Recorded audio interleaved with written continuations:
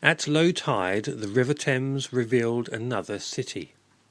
Not the grand bridges or crowded docks above, but a landscape of mud, refuse, and forgotten things.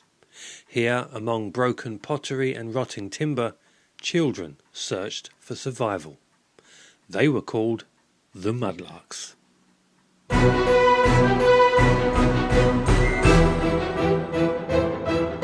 Welcome to Literally Victorian with your host, Matthew Lee Hansen.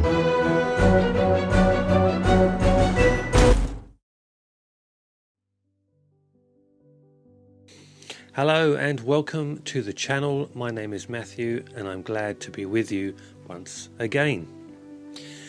The Mudlarks were working children, but they did not work in factories or workshops.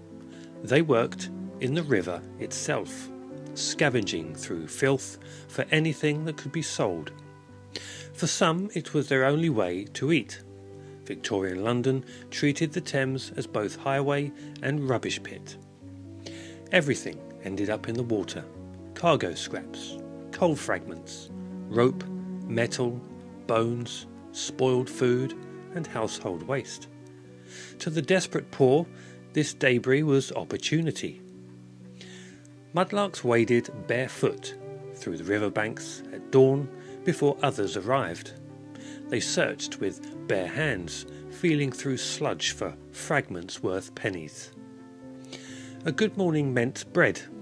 A bad one meant hunger. So who exactly were the Mudlarks? Well, they were mostly children. Many were orphans. Others were abandoned or part of families living in extreme poverty. Some were as young as 6 or 7 years old. They owned little more than the clothes they wore. Many slept in doorways or overcrowded lodging houses. The river became their workplace, playground, and danger. Victorian observers described them as ghost-like figures, thin, silent, coated in mud. The river was never safe. Mudlarks risked drowning in rising tides, being crushed by passing boats, infections from polluted water, cuts from hidden metal or glass, disease carried in waste. The Thames was thick with industrial runoff and sewage. Every wound invited sickness. Many children disappeared without record.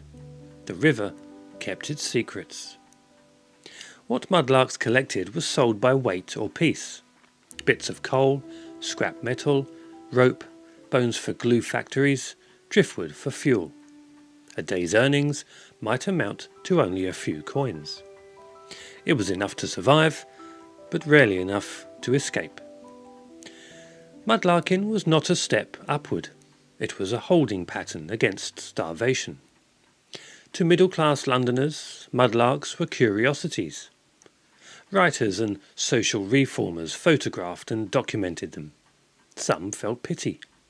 Others treated them as urban spectacles, symbols of the city's underbelly.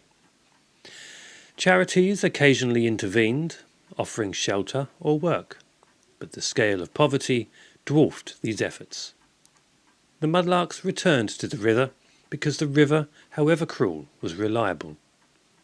As sanitation improved and river policing increased in the late Victorian period, mudlarking declined. Child welfare laws tightened. Charitable institutions expanded. Industrial waste management changed. The mudlark faded from the riverbank, not because poverty vanished, but because society slowly shifted how it hid it. Mudlarks represent the most fragile edge of Victorian life. Children working without protection, labour without structure, survival stripped to its simplest form. The empire's wealth flowed through London, yet some of its children searched the mud for scraps. Progress and desperation coexisted side by side. The Mudlarks lived where the city met the river, at the boundary between civilization and refuse. They remind us that Victorian progress was not evenly shared.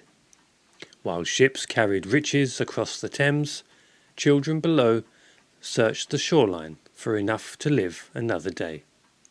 Their footprints vanished with the tide, but their story remains in the mud.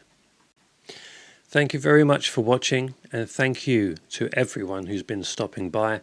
It's been great to see the analytics rising. So until the next time, I shall see you very soon indeed. Bye for now.